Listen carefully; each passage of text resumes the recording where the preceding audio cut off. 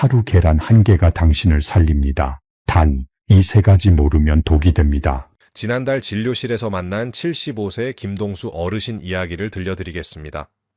키 168cm에 원래 몸무게가 72kg이었던 어르신이 6개월 만에 65kg으로 7kg나 빠져서 제 앞에 앉아 계셨습니다. 얼굴은 헬쑥하고 팔뚝 근육은 눈에 띄게 줄어 있었어요. 제가 물었습니다. 요즘 뭐 드시냐고. 김동수 어르신께서 대답하셨죠. 신장이 나쁘다는 소리를 듣고 나서 단백질을 다 끊었다고요. 계란도 고기도 생선도 입에 대지 않았다고 하셨습니다. 그 순간 제 가슴이 철렁 내려앉았습니다. 검사 결과를 보니 김동수 어르신의 신장 거름망 점수가 48이었습니다. 이 단어랑 숫자가 뭔지는 잠시 후에 자세히 말씀드릴 텐데 일단 신장 기능이 조금 떨어진 상태였어요. 그런데 문제는 여기서부터입니다. 김동수 어르신께서는 신장을 지키겠다고 단백질을 완전히 끊어버리셨고 그 결과 근육이 무섭게 빠지기 시작했습니다. 계단을 오를 때마다 숨이 차고 의자에서 일어설 때 힘이 없어서 테이블을 짚어야 했다고 하셨어요. 감기도 2번이나 걸리셨대요. 면역력이 뚝 떨어진 겁니다. 여러분, 이게 바로 우리나라 노인들이 빠지는 가장 위험한 함정입니다. 60세가 넘으면 신장 기능은 자연스럽게 매년 1씩 떨어집니다. 근육량도 매년 1에서 2%씩 줄어들고요. 그런데 더 충격적인 통계가 있습니다. 우리나라 80세 이상 여성의 70%, 남성의 66%가 근육을 유지하는 데 필요한 최소한의 단백질조차 먹지 못하고 있다는 겁니다. 근육을 지키려고 단백질을 먹으면 신장이 망가질까봐 걱정이고 신장을 지키려고 단백질을 끊으면 근육이 빠져서 면역력이 떨어지고 결국 더 빨리 투석을 받게 되는 악순환. 이게 지금 김동수 어르신께서 빠진 딜레마였습니다. 그래서 저는 어르신께 딱 3가지만 알려드렸습니다. 첫 번째, 신장 거름망 점수 45라는 마법의 숫자. 이 숫자만 알면 계란을 먹어야 할지 말아야 할지가 명확해집니다. 두 번째, 계란 노른자와 흰자의 결정적인 차이. 셋째, 신장을 파괴하는 진짜 주범은 계란이 아니라 여러분이 무릎 아플 때 먹는 바로 그 약이라는 사실. 이 3가지만 제대로 알면 신장도 지키고 근육도 지킬 수 있습니다. 2마리 토끼를 다 잡을 수 있다는 겁니다. 지금부터 제가 김동수 어르신께 알려드린 그 방법을 여러분께도 똑같이 알려드리겠습니다. 오늘 이 영상이 도움이 되실 것 같다면 지금 바로 좋아요 버튼 한번 눌러주시고 댓글에 희망 2글자만 남겨주세요. 신장 환자에게 계란이 독약이 되느냐, 보약이 되느냐를 가르는 단 하나의 숫자가 있습니다. 바로 신장 거름망 점수 45입니다. 이 숫자 하나만 기억하시면 됩니다. 신장 거름망 점수가 뭐냐고요? 쉽게 말씀드리겠습니다. 우리 신장에는 아주 작은 거름망이 100만 개 정도 있습니다. 이 거름망이 피를 걸러서 노폐물은 소변으로 내보내고 필요한 영양소는 다시 몸으로 돌려보내는 거예요. 이 거름망이 1분에 얼마나 많은 피를 걸러낼 수 있는지를 숫자로 나타낸 게 바로 신장 거름망 점수입니다. 정상은 90 이상이에요. 60 이하면 신장 기능이 떨어지기 시작했다는 신호고 45 아래로 내려가면 본격적으로 관리에 들어가야 합니다. 그럼 이제 본격적으로 들어갑니다. 첫 번째 해결책, 신장 거름망 점수가 45 이상이라면 하루에 계란 1개는 반드시 드셔야 합니다. 노른자까지 다 드세요. 이건 선택이 아니라 필수입니다. 왜 그럴까요? 60세가 넘으면 근육을 만들고 유지하는 능력이 젊은 사람보다 40%나 떨어집니다. 같은 양의 단백질을 먹어도 젊은 사람은 근육이 쑥쑥 붙는데 노인은 절반밖에 안 붙는다는 겁니다. 그래서 노인은 체중 1kg당 최소 1.2g의 단백질을 먹어야 합니다. 몸무게가 60kg이라면 하루에 72g의 단백질이 필요하다는 뜻이에요. 계란 1개에는 약 6에서 7g의 완전 단백질이 들어있습니다. 완전 단백질이 뭐냐고요? 우리 몸이 스스로 만들지 못해서 반드시 음식으로 먹어야 하는 필수 아미노산 9가지가 전부 들어있다는 뜻입니다. 특히 계란에는 류신이라는 성분이 많은데 이게 근육을 만드는 스위치를 켜주는 역할을 합니다. 신장 거름망 점수가 45 이상이면 계란 1개 정도의 단백질은 신장이 충분히 거를 수 있습니다. 전혀 부담이 안 된다는 겁니다. 만약 계란을 안 먹으면 어떻게 될까요? 단백질이 부족하면 우리 몸은 어디서 단백질을 구할까요? 바로 근육을 뜯어서 씁니다. 근육이 분해되기 시작하는 거예요. 근육이 빠지면 면역력이 떨어지고 감기도 자주 걸리고 폐렴 같은 큰 병에 걸릴 위험도 커집니다. 그리고 가장 무서운 건 근육이 없으면 투석을 견디기가 너무 힘들어진다는 겁니다. 투석은 체력 싸움이거든요. 그래서 신장 거름망 점수 45 이상이면 계란 1개 무조건 드셔야 합니다. 두 번째 해결책, 신장 거름망 점수가 45 미만으로 떨어졌다면 노른자는 일주일에 3번에서 4번만 드시고 나머지 날은 흰자만 드세요. 노른자를 아예 끊으라는 게 아닙니다. 횟수를 조절하라는 겁니다. 왜 노른자를 조절해야 하느냐고요? 계란에는 인이라는 성분이 약 100mg 들어 있습니다. 그런데 이 인의 70%가 노른자에 몰려 있어요. 흰재는 10mg밖에 없습니다. 인은 원래 우리 뼈를 튼튼하게 만드는 좋은 성분입니다. 문제는 신장 기능이 떨어지면 이 인이 소변으로 빠져나가지 못하고 피 속에 쌓인다는 겁니다. 피 속에 인이 쌓이면 어떻게 될까요? 인은 우리 몸속 칼슘을 빼앗아 갑니다. 그러면 뼈에서 칼슘이 빠져나가서 골다공증이 생기고 빠져나간 칼슘은 혈관 벽에 달라붙어서 혈관을 돌처럼 딱딱하게 만듭니다. 이게 바로 혈관 석회화입니다. 심장마비, 뇌졸중으로 가는 지름길이에요. 그래서 신장 거름망 점수가 45 아래로 떨어지면 인 섭취를 조절해야 하는데 가장 쉬운 방법이 노른자 횟수를 줄이는 겁니다. 월요일, 수요일, 금요일, 일요일은 계란을 통째로 드시고 화요일, 목요일, 토요일은 흰자만 2개 드세요. 흰자 2개면 단백질은 7g으로 충분하면서도 이는 거의 없습니다. 이렇게만 하셔도 근육은 지키면서 신장 부담은 크게 줄일 수 있습니다. 세 번째 해결책, 계란과 두부를 1:1 비율로 함께 드세요. 이게 신장을 보호하는 마법의 조합입니다. 계란 1개 드셨으면 두부 5분의 1모도 함께 드시라는 겁니다. 왜냐고요? 식물성 단백질에는 신장 혈관을 넓혀주는 성분이 들어있기 때문입니다. 두부나 콩에 들어있는 이소플라본이라는 성분이 신장으로 가는 혈관을 확장시켜서 피가 더 잘 흐르게 만들어줍니다. 혈관이 넓어지면 신장이 피를 거르는 게 훨씬 수월해져요. 반대로 동물성 단백질만 먹으면 어떻게 될까요? 동물성 단백질이 분해되면서 나오는 질소 노폐물이 신장에 과부하를 줍니다. 좁은 수도관에 물을 세게 틀면 수도관이 터지는 것처럼 신장도 과부하가 걸리면 망가집니다. 그런데 식물성 단백질을 함께 먹으면 수도관을 넓혀주는 효과가 있어서 같은 양의 물이 흘러도 수도관이 안 터지는 거예요. 식물성 단백질만 먹으면 또 문제가 뭐냐?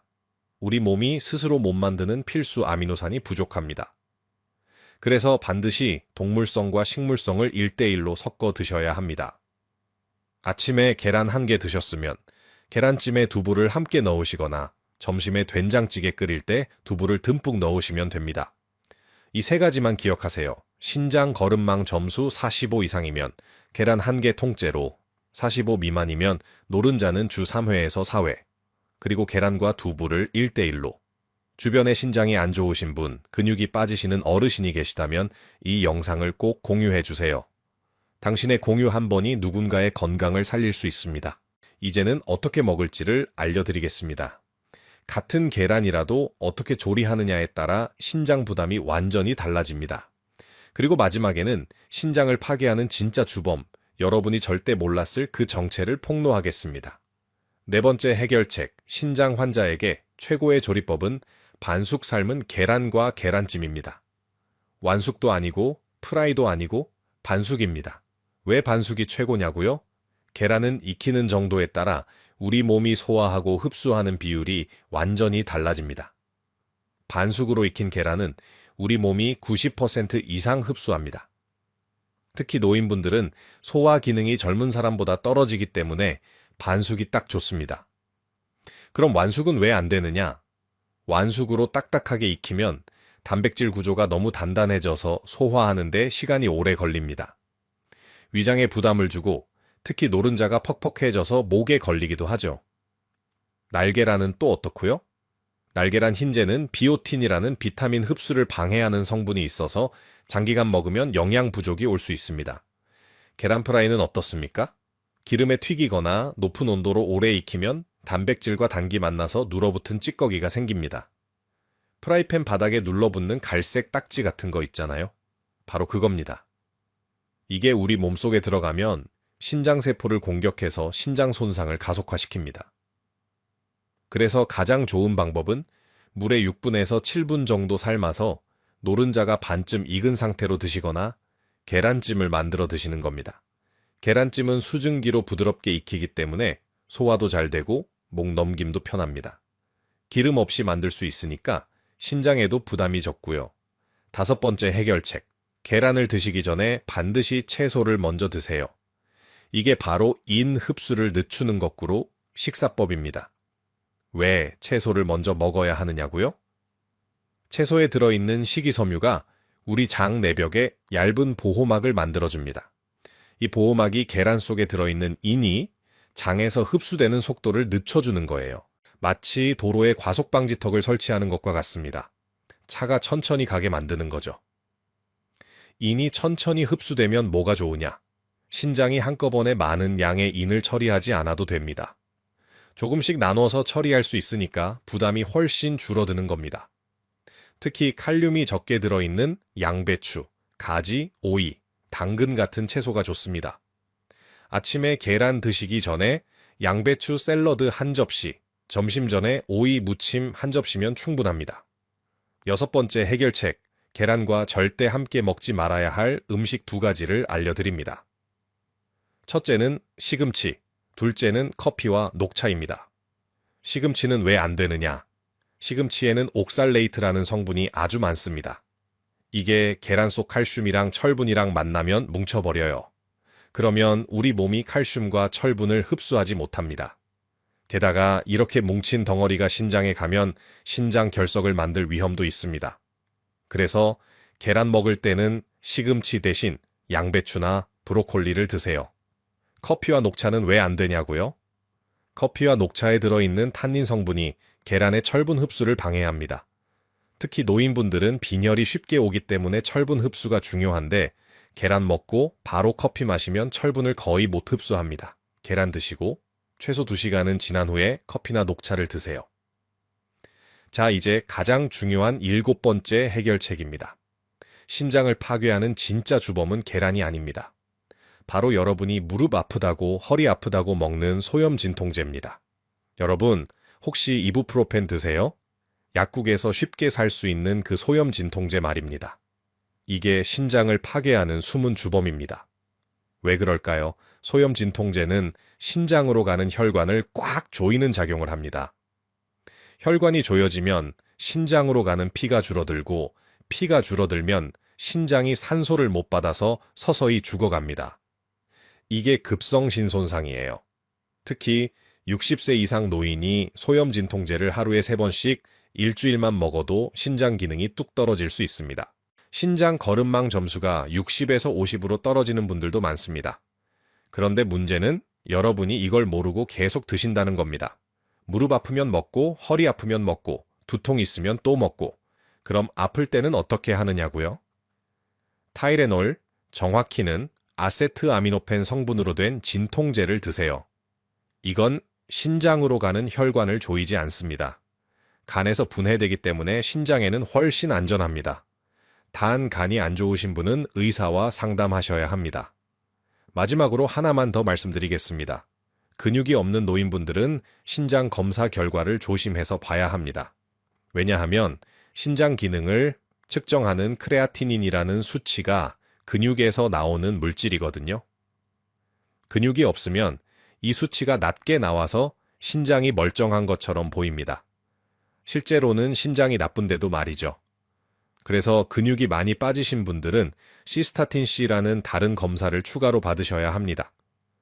이 검사는 근육량과 상관없이 신장 기능만 정확하게 보여줍니다. 담당 의사 선생님께 시스타틴C 검사 한번 해달라고 말씀드리세요. 오늘 영상이 정말 유익하셨다면 구독 버튼과 알림 설정 버튼을 꾹 눌러주세요. 여러분의 클릭 한 번이 더 많은 어르신들께 건강 정보를 전하는 힘이 됩니다. 저는 여러분의 건강을 항상 응원합니다. 자, 이제 실전입니다. 제가 김동수 어르신께 알려드린 하루 식단표를 그대로 공개하겠습니다. 어르신의 신장 걸음망 점수가 48이었으니까 45 이상 그룹입니다. 여러분도 본인 점수에 맞춰서 조금씩 조절하시면 됩니다. 아침 7시 김동수 어르신께서 제일 먼저 하시는 일은 양배추 샐러드 한 접시를 드시는 겁니다. 양배추를 손으로 찢어서 참기름 조금, 소금 살짝만 뿌려서 드세요. 이게 장내벽에 보호막을 만들어줍니다. 그 다음에 반숙 계란 1개, 여기에 두부 5분의 1모를 같이 넣어서 계란찜을 만들어 드십니다. 계란 1개 풀고 두부 으깨서 섞고 전자레인지에 2분이면 끝입니다. 여기에 잡곡밥 반 공기 정도 드시면 아침 식사 완료입니다. 점심 12시 현미밥이나 보리밥 한 공기에 된장찌개를 끓이는데 두부를 듬뿍 넣으세요. 그리고 생선 작은 토막 1개, 손바닥 절반 크기 정도면 됩니다.